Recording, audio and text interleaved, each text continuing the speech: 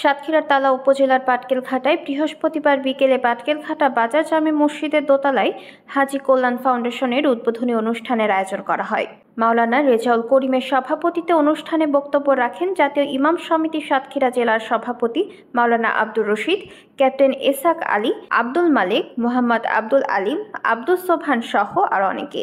এ সময় পাটকেলঘাটা থানা এলাকার 5টি ইউনিয়নের হাজীদের নিয়ে 11 সদস্য বিশিষ্ট আহ্বায়ক কমিটি গঠন করা হয়। কমিটিতে মাওলানা মনিরুল ইসলামকে আহ্বায়ক, মাওলানা এস.এম. রেজাউল করিমকে সদস্য সচিব, মাওলানা আব্দুল মালিককে অর্থ সম্পাদক করা হয়।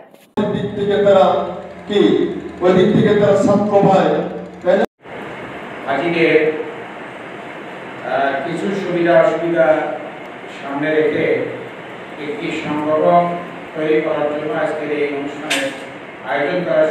এবং খুলনা সাতক্ষীরা জেলা আমি commanding officer, BNCC captain, BNCC Bangladesh national cadet corps, Khulna Satkhira দুইটা জেলা কমান্ড করি।